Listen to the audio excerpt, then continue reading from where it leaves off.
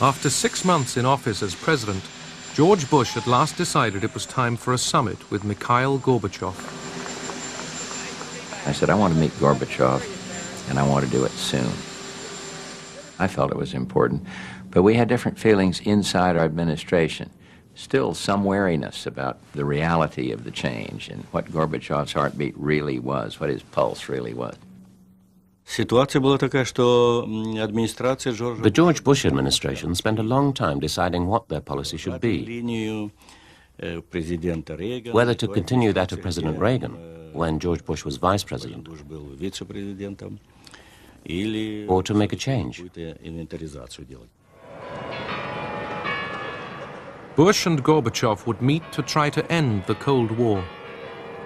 But for Gorbachev, beset by problems at home, the question was, would the Soviet Union itself survive?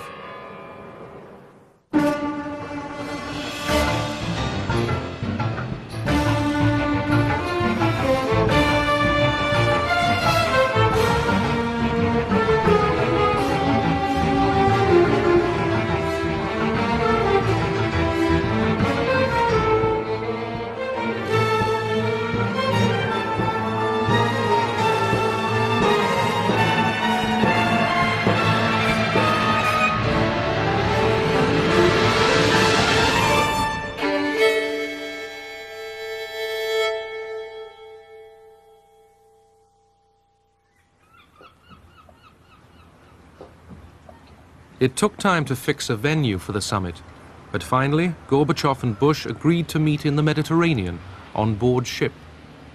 We finally hit upon Malta because it was a nice peaceful harbor, a place that they never had bad weather, and nobody would get seasick. But they did get seasick. We had a weather satellite tracking station on board the ship, so we were able to keep track of weather across the Mediterranean around the world. And we saw a little storm developing toward Gibraltar, and it really stayed right over Malta. The world changed dramatically between President Bush's first overture to Gorbachev in, I believe, August, and December when we actually met. The wall had come down in Berlin. Poland was no longer a communist country. Hungary was no longer a communist country. Everything had changed. We surprised people by coming forward with an agenda. Here's what we're going to do with you. And before we even got through the first pleasantries, we unleashed this on him. They came well prepared. The discussion was interesting. We met one-to-one. Only our assistants were present. He laid out his vision and proposals, and I agreed. We had the same views. Our discussions moved on to a new level. Outside, the storm rose higher. The Americans left the Russian ship and couldn't get back. The talks didn't restart till the next day. President Bush said something about America's allies wanting the United States to stay in Europe. And Gorbachev said, we want the United States to stay in Europe too. The United States is a European power. And given the history, where we had always believed, and where all of us who had been taught about the Cold War, believed that it was the principal goal of Soviet power to get America out of Europe, this was an extraordinary statement, and it stuck with everybody. Malta was the place where, for the first time, we said we no longer considered each other enemies.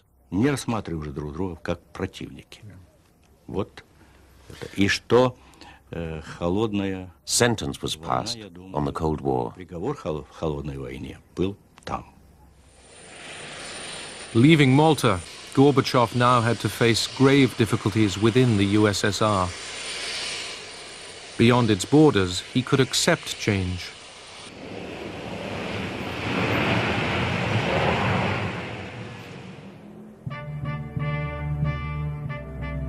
Prague, Czechoslovakia. The Communist Party was still in power. On November the 19th, Civic Forum, an opposition group, was formed. Among them, the playwright Václav Havel. They met in the Magic Lantern Theatre, underground. Society was already pregnant with problems. It was clear that sooner or later the regime would collapse, but nobody knew exactly when or how. In this sort of situation, a snowball can start an avalanche.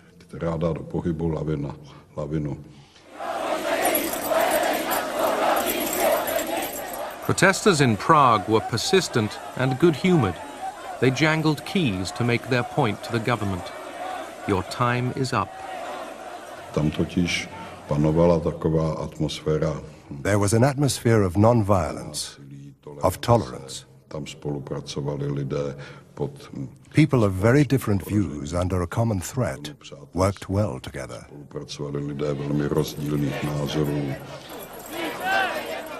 It worked. A sekretariátu UVKSČ dávají své funkce k dispozici.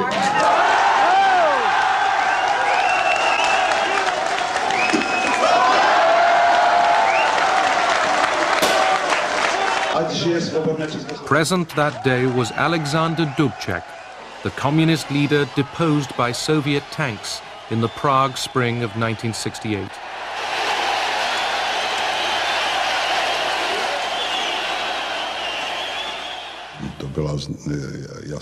It was a clear sign that the regime was starting to give up. It didn't give up easily, but it was an important breakthrough.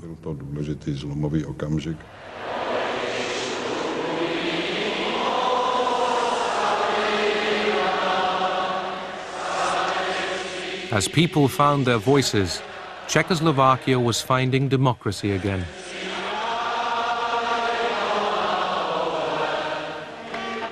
Before the year's end, Václav Havel was elected president. It came to be called the Velvet Revolution. No blood was spilt here.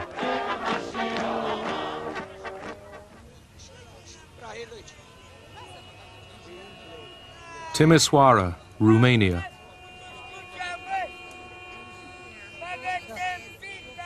In mid-December, during riots against the communist regime of Nicolae Ceausescu, security forces shot dead 73 men and women. The tyrant Ceausescu was ruthless in suppressing opposition.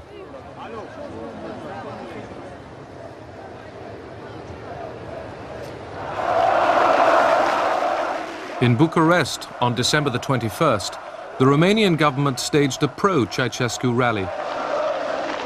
These workers were sent here to cheer him.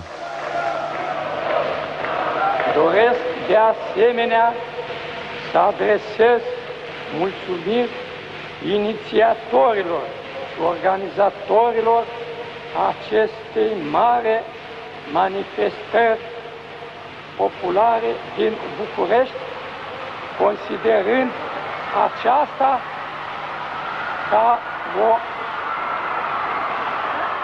The crowd began to jeer. State television took the pictures off the air.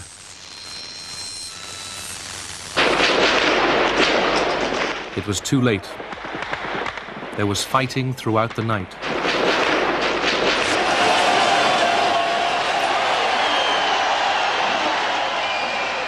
Next day, crowds stormed the Central Committee building and charged upstairs. Ceausescu and his wife escaped by helicopter. An aide held a gun to the pilot's head.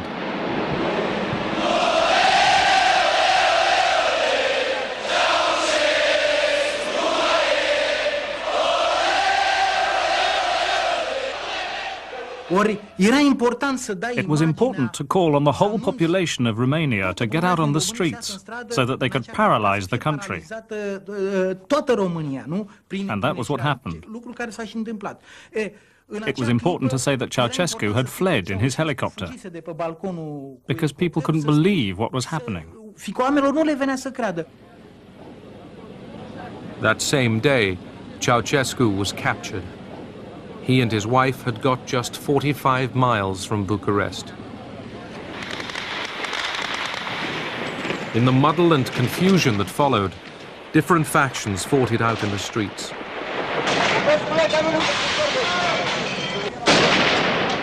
Nearly 1,000 were killed.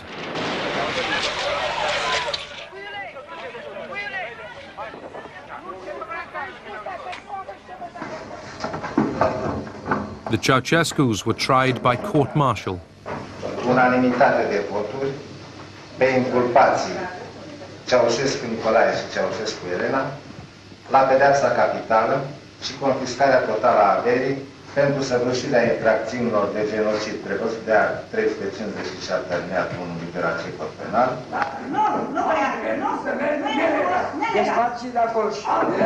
Nu e voie să le legați.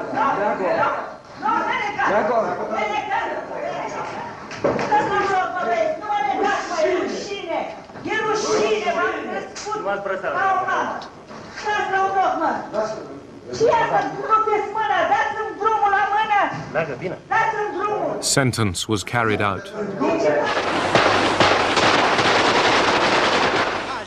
Television faked the actual execution, but the corpses were real enough.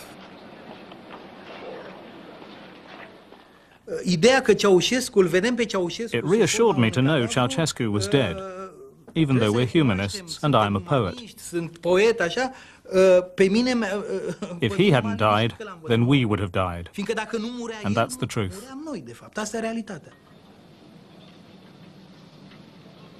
The executioners took care their victim could be recognized.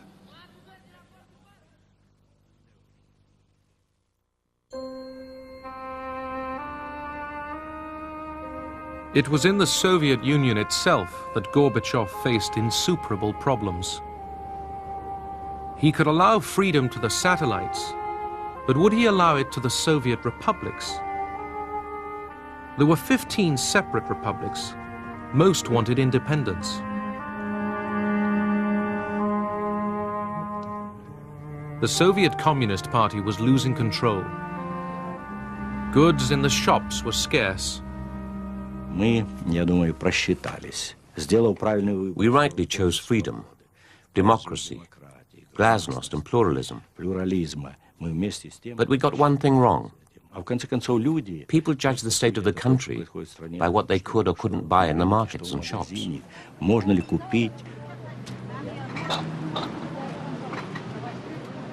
Many older people found the pace of change upsetting. We promised that things would get better, but things were getting worse and worse. We should have allowed freedom of trade, but Gorbachev didn't dare. Making the transition to a market economy was hard, but they did allow the opening of Moscow's first McDonald's. The young wanted pop music, fashion, the chance to make money, the right to travel.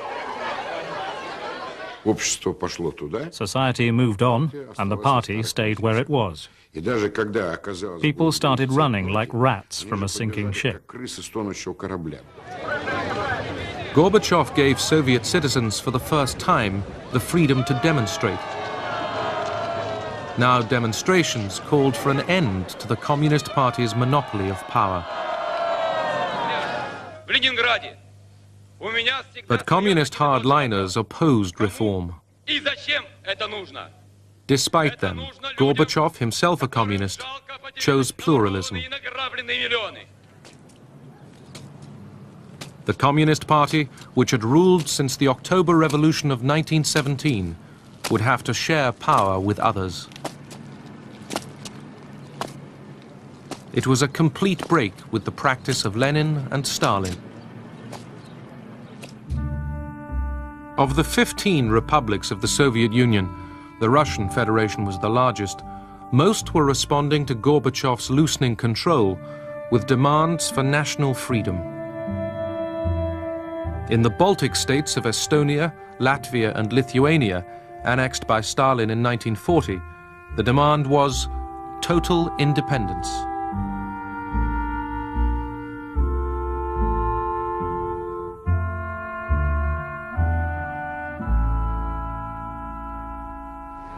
In January 1990, Gorbachev had gone to Vilnius, the capital of Lithuania, to argue that the Soviet Union must not be broken up. Перестройка, с одной стороны, вот она открыла возможности через демократию, гласность, через признание реальностей. А реальность — это то, что мы многонациональное государство, и мы должны считаться с народами. Это не Америка. Despite Gorbachev, the other Baltic states, Estonia and Latvia, followed Lithuania's lead and also demanded independence.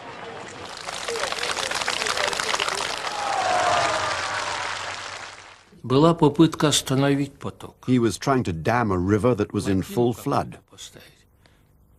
But the current was too strong. It broke the dam and flooded everything in its path. Boris Yeltsin had been Communist Party chief in Moscow. Popular, ambitious, he now used economic discontent to weaken Gorbachev and the Soviet Union. In May 1990, he was chosen parliamentary leader of the Russian Republic. Yeltsin is a very good man for Russian people. Gorbachev, Bush, goodbye, goodbye, goodbye, goodbye. На каком-то этапе People began to question Gorbachev's reforms. They started to listen to demagogues who promised that everything would be better tomorrow.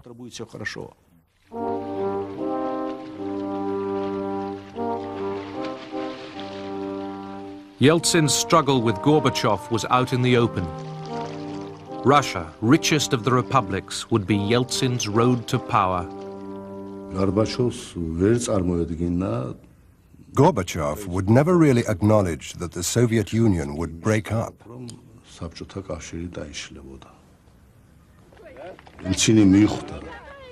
Yeltsin recognized that it was inevitable.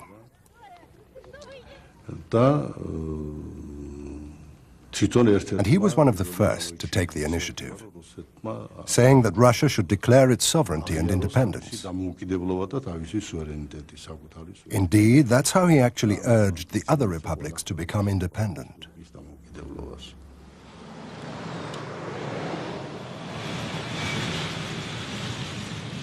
On the international scene, Gorbachev was still the man the West could do business with. At their meetings, Gorbachev asked Bush for help in his economic difficulties.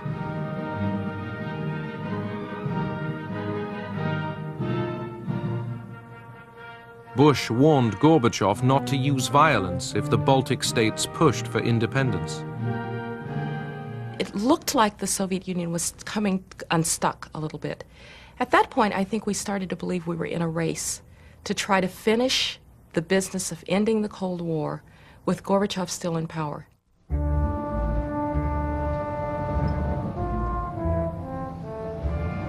The Red Army was pulling out of an Eastern Europe it had dominated for decades.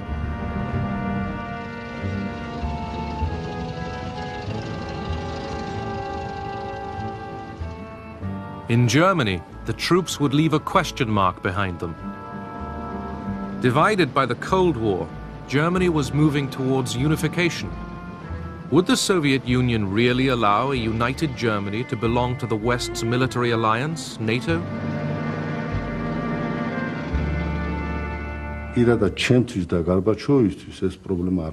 Personally, for Gorbachev and for me, it wasn't a problem. But it was a problem for Soviet society, which had gone through the terrible war with fascist Germany and suffered the death of 20 or 30 million people. they really ended up not having any other alternative. If they really meant what they said about we will not use force to keep the empire together, that meant that a country should be free to choose its own alliances. The West German Chancellor Helmut Kohl undertook to limit Germany's military strength, to pay the Red Army's resettlement costs, not to station nuclear weapons in East Germany. Kohl was ecstatic. Gorbachev had accepted that a united Germany could belong to NATO. We called the agreement between Gorbachev and Kohl VE Day 2, because it really was the end of the Cold War.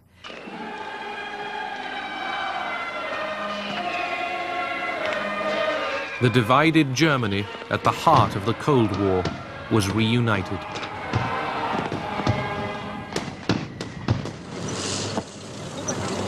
August the 2nd, 1990, Iraq invades Kuwait. Iraq was a Soviet ally. In spite of Iraqi-Soviet ties, Secretary of State Baker succeeded in persuading Shevardnadze to a joint condemnation of the invasion. The minister has indicated that there was some difficulty on the part of the Soviet Union in coming to this agreement. Shevardnadze had consulted Gorbachev, but he knew their hardline enemies would use it against them.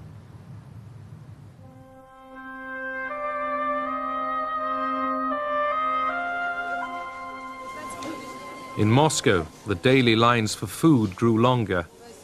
Tempers rose.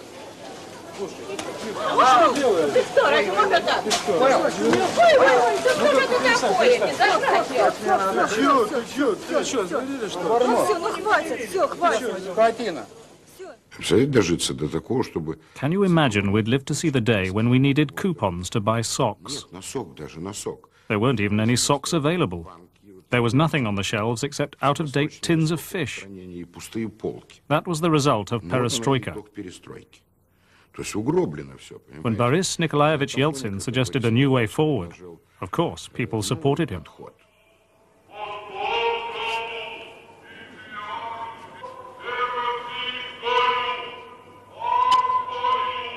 Russia, where Yeltsin and his radical Democrats were taking over, had practically declared independence from the Soviet Union. They adopted law after law that replaced the laws of the Soviet Union.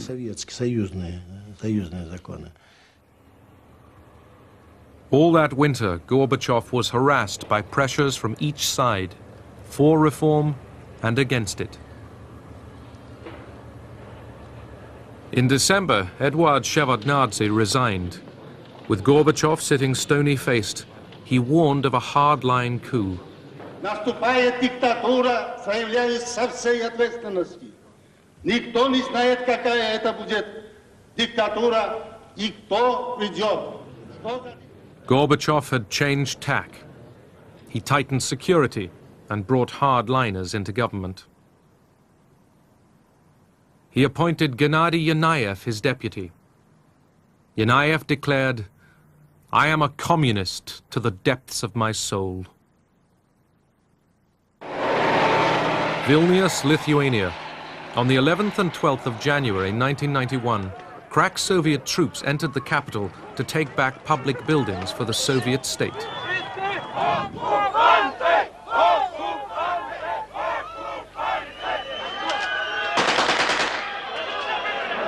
Lithuanians flocked to defend their parliament and the radio and television stations.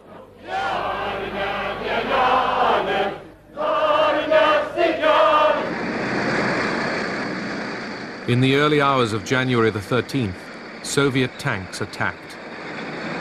If Lithuania were allowed to break free, there would be nothing to stop the other republics doing the same.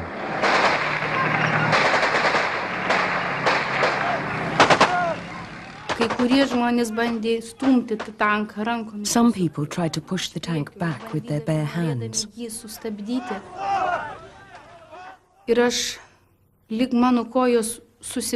My legs got tangled. I stumbled and fell on my back. I felt the tank treads pressing on my legs.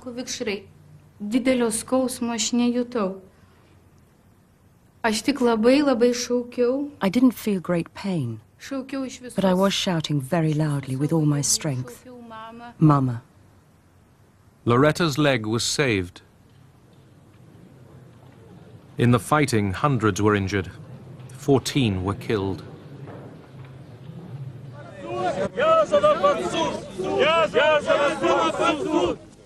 In Moscow, thousands marched to protest against the crackdown.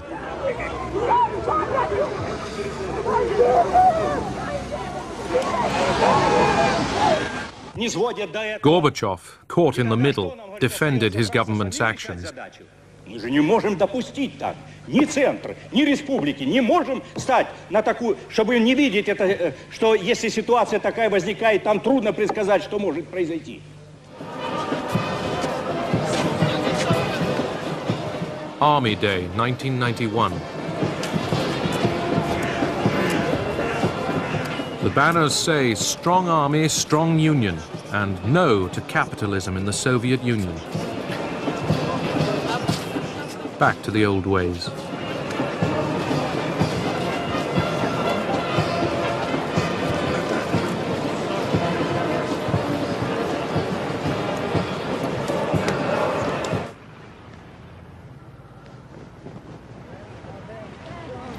In summer, Gorbachev went to London. As usual, he basked in the welcome he received overseas. He had business to do. At the United States Embassy, he met Bush and agreed the terms of another New Deal on arms limitation.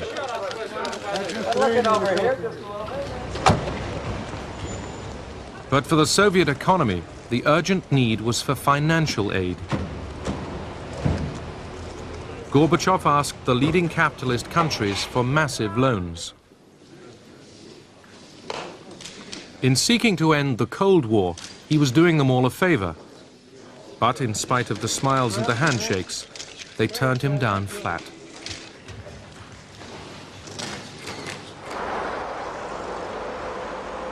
In Moscow, his enemies were preparing to move against him. I wrote a letter to Gorbachev, warning him that trouble was brewing. He replied, "Alexander, you overestimate their intelligence and courage." In July, I resigned. I said, "Something's cooking, I can sense it." He ignored me and went on holiday.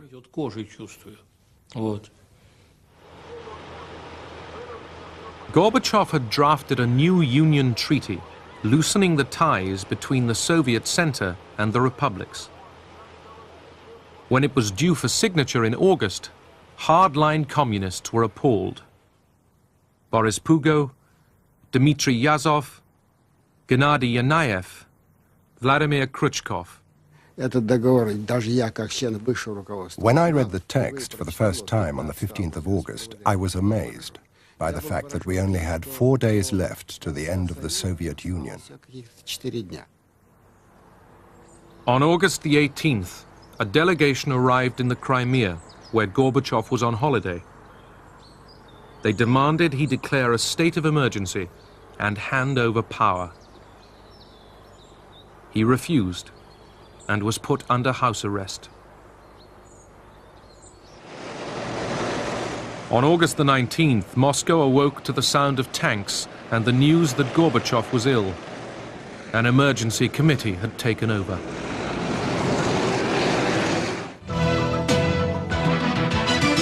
This is a CNN special report.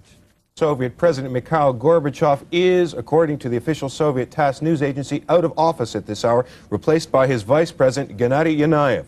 The White House, we are told, has now been informed. President Bush is apparently checking with officials on the situation. Well, let me make a few comments about these momentous and stunning events. While we're still watching the situation unfold, and it still is unfolding, all is not clear, it seems clearer all the time that contrary to official statements out of Moscow, that this move was extra-constitutional. In Moscow, confused and concerned, people began to gather at the Russian Parliament building, the White House. No one knew where or how Gorbachev was, or what was really happening. Boris Yeltsin, Gorbachev's enemy and rival, defended him and the Constitution. Давайте будем держаться твердо. Не пройдет реакция. Реакция не пройдет. Нет.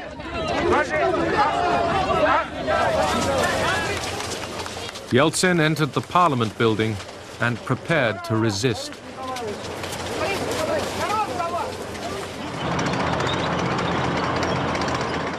The coup had not succeeded in seizing power outright. Soldiers were refusing to obey the emergency committee. Some commanders turned their tanks around.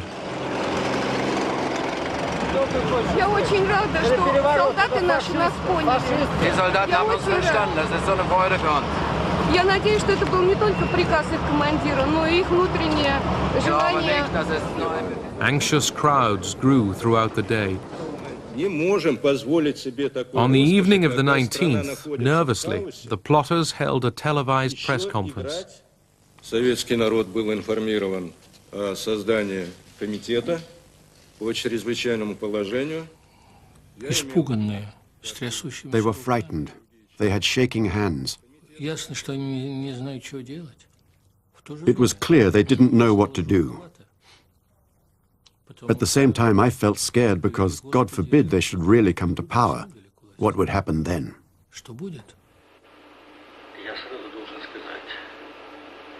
Gorbachev was unable to contact the outside world. He recorded this statement to a home video camera. No one saw it.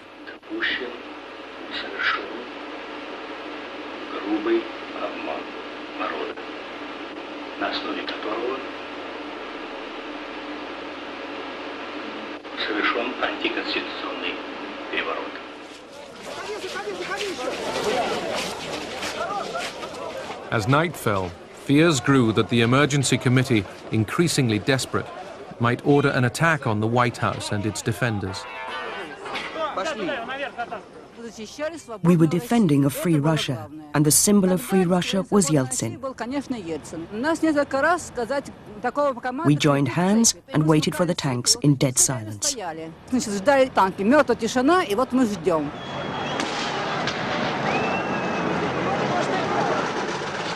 As the armored vehicles moved among them, 3 young men were killed.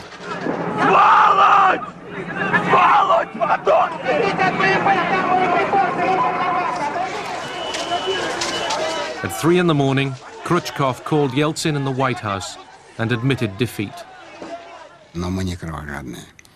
We were not bloodthirsty. We were not ready to pay any price to hold on to power.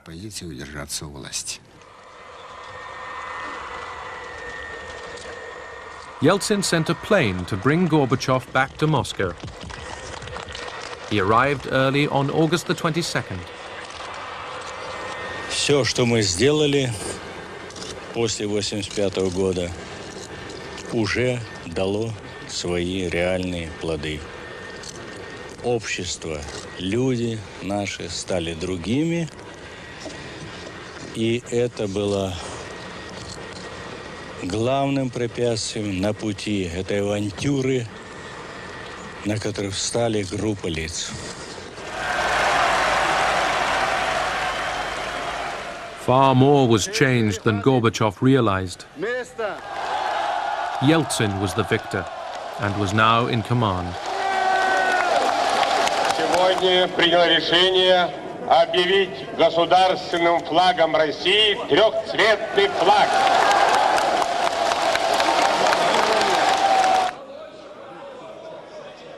The next day, in the Russian parliament, Yeltsin rammed home his victory. Вот Борис Николаевич мне сейчас, когда уже мы встретились, он дал краткое изложение заседания Кабинета министров, но я его еще не читал.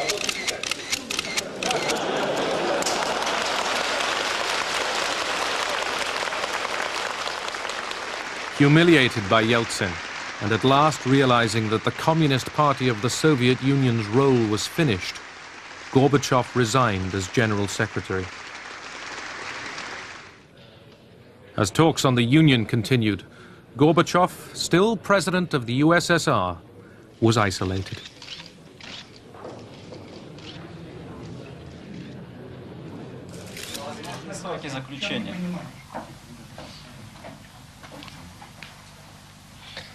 Главное, на что ушло, наверное, половина времени, каким быть союзу. At Minsk, on December the 8th, Russia, Belarus, and Ukraine, the three Slav states, acted to dissolve the Soviet Union and set up instead a commonwealth of independent states. The Soviet Union was finished, and so was Mikhail Gorbachev. They told George Bush before telling Gorbachev what they'd done. It's disgraceful to tell the President of the United States and not bother to inform the President of your own country. It's shameful. Absolutely contemptible. It's dirty.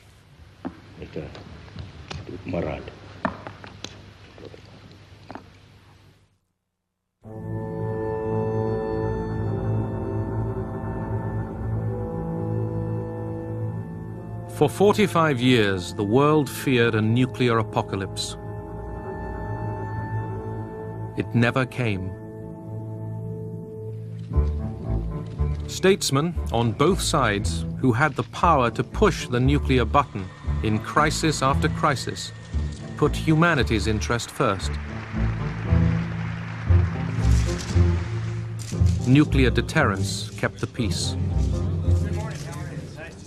The world is a far safer place now that the Cold War is over. No leader of a small country is worrying and saying to his cabinet, one of these two crazy superpowers is going to get us caught up in a nuclear war. That is not going to happen.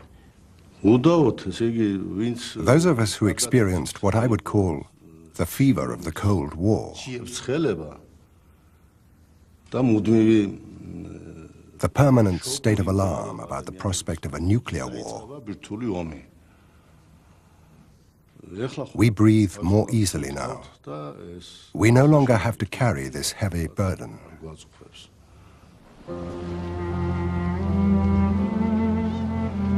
The Cold War ended peaceably, but need it have begun? Could it all have been avoided when East and West were comrades back in 1945?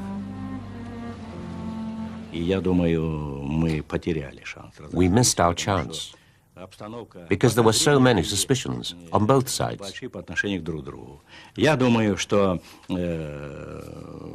The West exaggerated the strength of the Soviet Union.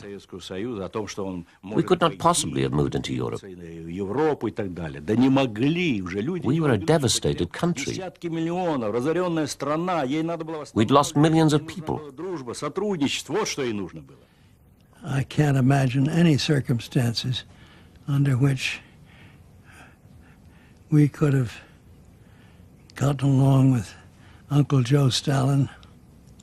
I can imagine no circumstances under which we could have worked out our problems with Russia earlier than we did, or in a different way.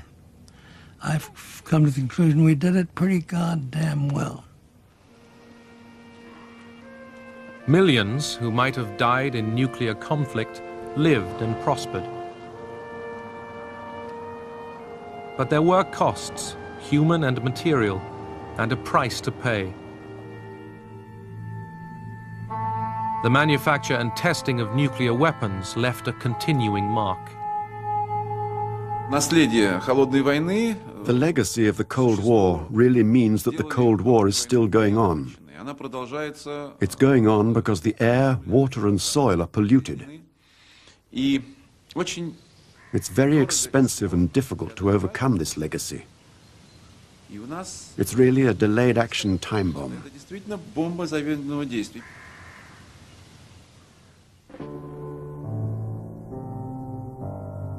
During the Cold War, the United States and the Soviet Union between them spent trillions of dollars on armaments. The United States, borrowing heavily, could afford it. The Soviet Union, in the end, could not.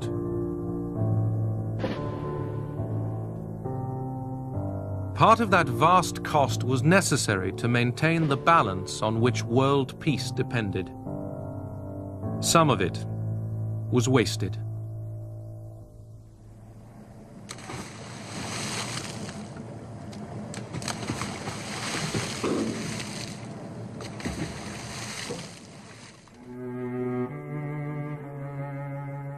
There were shooting wars within the Cold War. They took their toll. In Korea, millions died.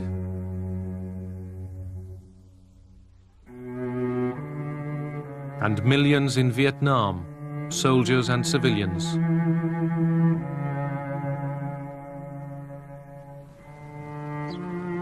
Over 1 million died in Afghanistan.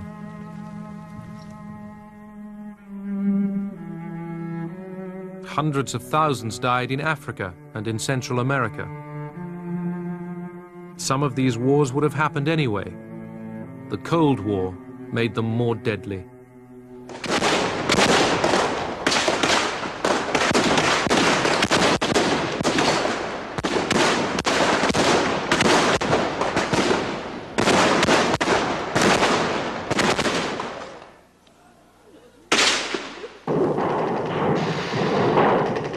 Thousands died in a divided Europe.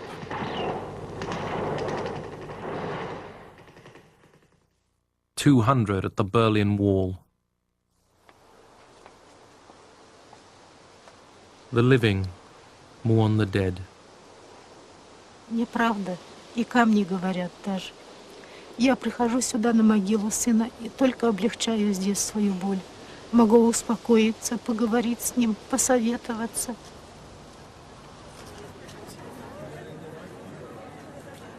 And look, he's right here, where my lips can reach him. He isn't up high where I can't reach him or down low where I can't bend anymore. He's right here in front of me.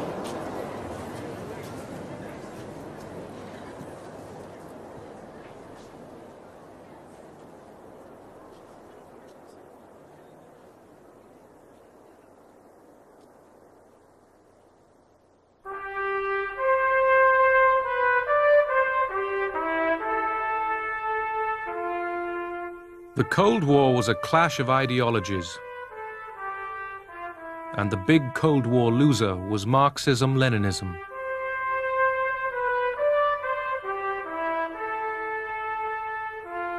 The communist dream of a better society that would outlast the West came to nothing. But not for Fidel Castro. Why believe that the ideals of socialism, which are so generous and appeal so much to solidarity and fraternity, will one day disappear? What would prevail? Selfishness? Individualism? Personal ambitions? That will not save the world. Of that I'm absolutely convinced.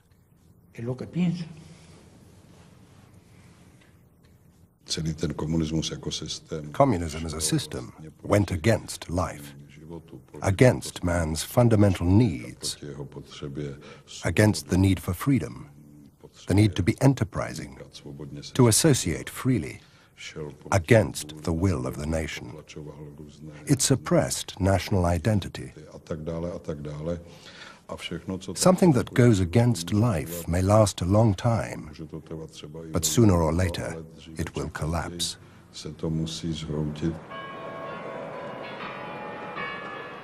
The superpowers had confronted each other relentlessly. Now, under intolerable pressure, one side withdrew. Gorbachev had done as much as anyone to end the Cold War. He called Bush and told him this was his last day in office. There was a kind of sadness. The finality of it hit me pretty hard, and it was Christmas time and holiday time. And I felt that a friend was hurt, and I wasn't happy about that. That night, the red flag of the Soviet Union was lowered for the last time.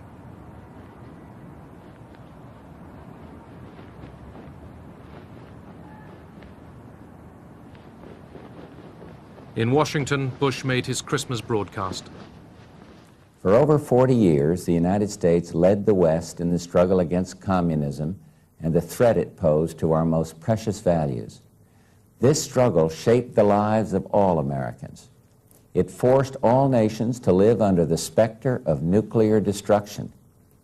That confrontation is now over.